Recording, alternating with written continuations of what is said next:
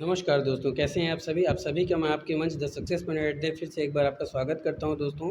फटाफट से इस वीडियो के साथ जुड़ जाइए, इस चैनल के साथ जुड़ जाइए दोस्तों, जो आपको आपके लक्ष्य तक पहुंचाने में सहायता करेगा दोस्तों। और मेरे वर्दी मेरा जुनून के अंतर्गत दोस्तों ये चैनल आपको वर्दी ज़रूर पहनाएगा। बहुत ही महत्वपूर्ण प्रश्नों की श्रृंखला चल रही है दोस्तों। 200 क्वेश्चनों तक विश्व के भूगोल पे हमारा अध्ययन चल चुका है। आज उसके आगे का अध्ययन करें। बहुत ही शानदार लाजवाब सेशन होने वाला है। तो ज़्यादा से ज़्यादा वीडियो को शेयर करें दोस्तों। मेहनत के साथ इस वीडियो को बनाई जाती है, तो इस वीडियो को ज़्यादा से ज़्यादा लाइक करें दोस्तों, और ज़्यादा से ज़्यादा लोगों को जोड़ने का प्रयास करें।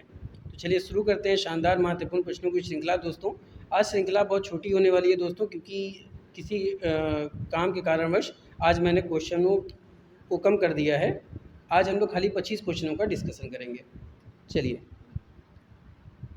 देखते हैं। तो आज का पहला प्रश्न क्या है कि विश्व के किस समुद्री क्षेत्र में लंबी 40 पवनें प्रवाहित होती हैं? उत्तरी सरकार, हिंद महासागर, कैरेबियन सागर या फिर कोरल सागर। दोस्तों गरजता 40 पवनों को लंबी 40 पवन भी कहा जाता है। ये दक्षिण हिंद महासागर से ऊपर होकर बहती हैं। कौन सा? हिंद महासागर। तो ऑप्शन क्या हो जाएगा? बी। तो B is the right answer for this question. अगले प्रश्न की तरफ चलते हैं। उच्च दाब क्षेत्र से भूमध्य रेखा की ओर चलने वाली हवाएं होती हैं। पछुआ हवाएं, व्यापारिक हवाएं, मानसून हवाएं या फिर समुद्री हवाएं। भूमध्य सागर लगभग 30 डिग्री 40 डिग्री अक्षांशों के बीच स्थित है। यह क्षेत्र उपोष्ण उच्च वायु दाब पेटी के अंतर्गत आता है। यह पेटी गतिजन्य होती है। ग्रीष्मकाल में इन अक्षांशों में व्यापारिक हवाएं तथा शीतकाल में पछुआ हवाएं चलती हैं। अर्थात इस क्षेत्र की ओर अगर हम बात करें तो हवाएं न चलकर हवाएं इस क्षेत्र से उत्तर पूर्व और उत्तर पश्चिम दिशा की ओर चलती हैं। तो उच्च दाब क्षेत्र से भूमध्य सागर की ओर चलने वाली पवनें कौन सी होती हैं या हवाएं कौन सी होती हैं? व्यापारिक हवाएं होती हैं। तो B is the right answer for this question. दोस्तों अगले प्रश्न की तरफ चलते हैं। अगला प्रश्न क्या कह रहा है कि फान एक स्थानीय हवा है, यानी स्थानीय पवन है, चीन की, कोरिया की, जापान की या फिर स्विट्जरलैंड की। फान क्या है? तो दोस्तों अगर हम फ़ान की बात करें कि फ़ान क्या है, तो फ़ान जो एक स्थानीय हवा है वो है स्विट्ज़रलैंड की दोस्तों। किसकी है? स्विट्ज़रलैंड की। तो D is the right answer for this question. अगला प्रश्न, निम्नलिखित में से किस एक नगर में भूमध्य सागरीय जलवायु नहीं पाई जाती है? लॉस एंजल्स, रोम, केपटाउन, न्यूयॉर्क। किस एक नगर में भूमध्य सागरीय जलवायु नहीं पाई जाती है?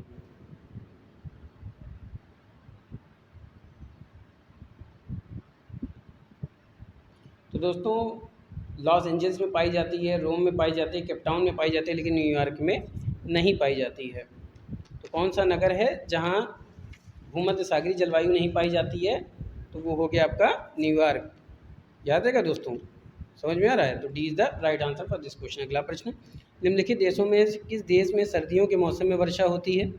चीन, नॉर्वे, ब्राज़ील, नाइजीरिया।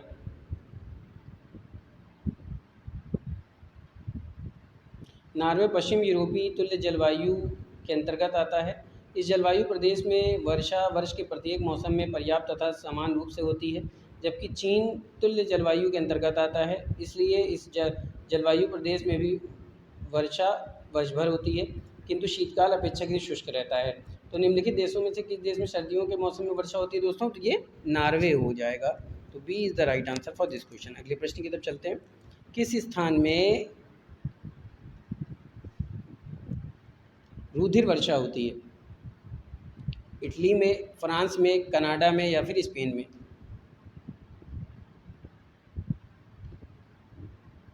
तो दोस्तों जी ऐसा स्थान जहाँ रुधिर वर्षा होती है वो होता है इटली। तो A is the right answer for this question. और इटली के सिराको में, ये भी याद रखिएगा दोस्तों, इटली के सिराको में। चलिए आगे चलते हैं। मुख्य कारक जो किसी क्षेत्र के जलवायु को निर्धारित करता है वह क्या है? ऊंचाई, अक्षांश, वनस्पति का प्रकार या समुद्र से समीपता। तो मुख्य कारक जो किसी क्षेत्र के जलवायु को निर्धारित करता है वो होता है अक्षांश। तो ऑप्शन आपका क्या हो जाएगा? बी। तो B is the right answer for this question. अगले प्रश्न की तरफ चलते हैं। अगला प्रश्न क्या पूछ रहा है कि भूमध्य सागरीय क्षेत्र में भारी वर्षा कब होती है? गर्मियों में, बसंत ऋतु में, शीत ऋतु में, या इनमें से कोई नहीं? भूमध्य सागरीय क्षेत्र में भारी वर्षा कब होती है? तो दोस्तों भूमध्य सागरीय क्षेत्रों में वर्षा शीत ऋतु के मौसम में होती है। तो C is the right answer for this question. और कौन को, अगर देश की बात करें तो कैलिफोर्निया और नॉर्वे। ठीक है। अगला प्रश्न, संसार का अद्रतम स्थान है? चेरापूंजी, मसिनराम, सिंगापुर, वाइसील। बताइए, संसार का अद्रतम स्थान कौन सा है? चेरापूंजी, मासिनराम, सिंगापुर, वाइलिल। तो संसार का अद्यतम स्थान है दोस्तों मसिनराम। ऑप्शन आपका क्या हो जाएगा? बी। तो B is the right answer for this question. अगला प्रश्न, पृथ्वी पर सबसे ठंडा स्थान है? Halifax, Chicago, Siachen, Verkhoyansk. फटाफट से आंसर देते रहिए दोस्तों। तो देखिए, पृथ्वी पर सबसे ठंडा स्थान है बरखोयास्क। तो D is the right answer for this question. अगला प्रश्न, पृथ्वी पर सबसे उच्चतम तापक्रम रिकॉर्ड किए जाते हैं भूमध्य रेखा पर, 10 डिग्री उत्तरी अक्षांश पर, 20 डिग्री उत्तरी अक्षांश पर, या फिर 25 डिग्री उत्तरी अक्षांश पर? पृथ्वी पर सबसे उच्चतम तापक्रम जो रिकॉर्ड किया जाता है वो 20 डिग्री उत्तरी अक्षांश पर पाया जाता है। किस पे पाया जाता है? 20 डिग्री उत्तरी अक्षांश। तो ऑप्शन सी पे दिया, तो C is the right answer for this question. अगला प्रश्न, भूमध्य मंडलीय ऊष्मन की आशंका किसकी बढ़ती हुई सांद्रता के कारण से बढ़ रही है? ओजोन की, नाइट्रस ऑक्साइड की, सल्फर डाइऑक्साइड की, या फिर कार्बन डाइऑक्साइड की? भूमंडलीय ऊष्मन की आशंका किसके बढ़ने से बढ़ती हुई सांद्रता के कारण से बढ़ रही है? तो ये है दोस्तों कार्बन डाइऑक्साइड की। किसकी? कार्बन डाइऑक्साइड की। तो ऑप्शन आपका डी हो जाएगा। तो D is the right answer for this question. अगला प्रश्न, वैश्विक तापन के लिए सर्वाधिक उत्तरदायी गैस है? कार्बन डाइऑक्साइड तथा मीथेन, अमोनिया तथा ब्यूटेन, रेडान तथा नाइट्रोजन, ओजोन तथा हाइड्रोजन क्लोराइड। तो वैश्विक तापन की सर्वाधिक उत्तरदायी गैस कौन सी है? Carbon dioxide. तो A is the right answer for this question. अगला प्रश्न, धूल प्रदूषण रोकने के लिए उपयुक्त वृक्ष कौन सा है? सीता, अशोक, महुआ, पॉपुलर, नीम।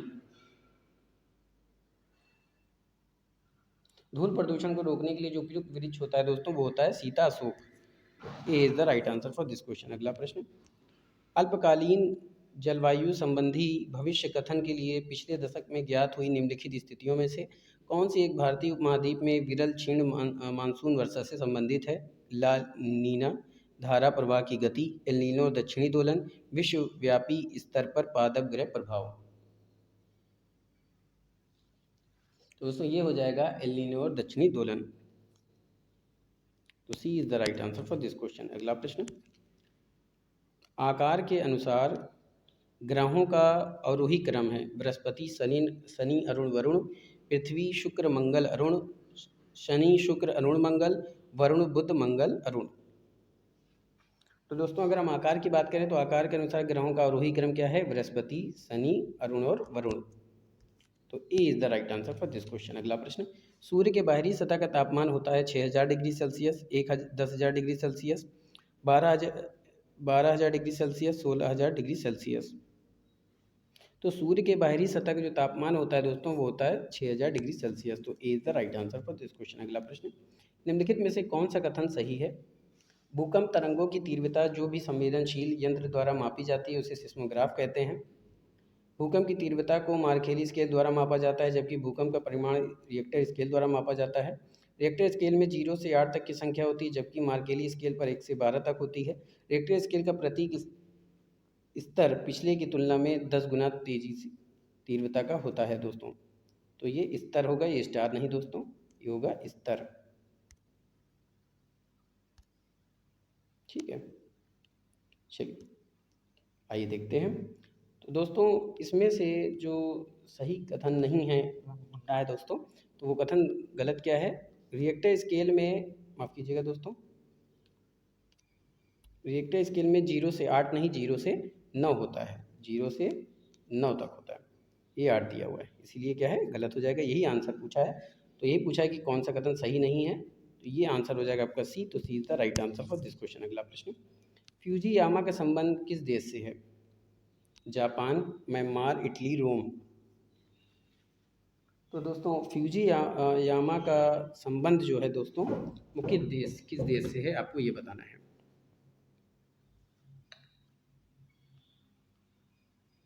बताइए, फ्यूजी यामा का संबंध किस देश से है?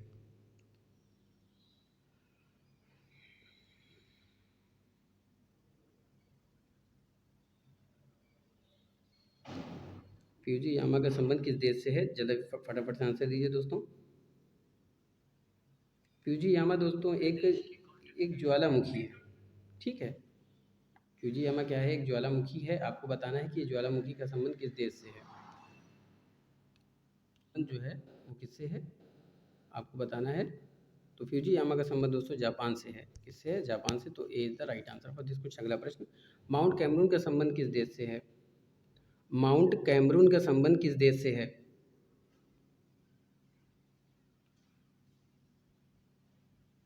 Africa, Japan, America, Canada. तो ये अफ्रीका से है। तो A is the right answer for this question. चलिए आगे प्रश्न देखते हैं। माउंट एटना एक सक्रिय ज्वालामुखी है, किस देश से संबंधित है? Italy, Japan, America, Canada. Mount Etna, तो माउंट एटना का संबंध किससे है? इटली से। माउंट एटना का संबंध किस देश से है? तो माउंट एटना का संबंध है आपके इटली से। इटली से। तो इटली ए पे दिया हुआ है, तो A is the right answer for this question. अगला प्रश्न, माउंट पोपा शांत ज्वालामुखी है, ये किस देश से संबंधित है? Africa, America, Myanmar, Japan.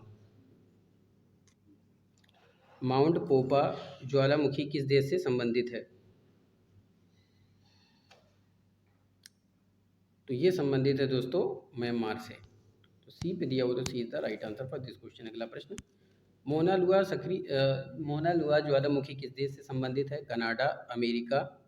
दो बार दे दिया है दोस्तों, बताइए मोना लुआ ज्वालामुखी किस देश से संबंधित है? तो ये संबंधित है अमेरिका से। तो A is the right answer for this, B is the right answer for this question. अगला प्रश्न, सियेरा निवेदा पर्वत किस राज्य में स्थित है? तो दोस्तों ये कहाँ स्थित है? अमेरिका में। तो A is the right answer for this question. अगला प्रश्न, ब्लैक फॉरेस्ट पर्वत किस देश में है? Germany, America, Canada, Brazil.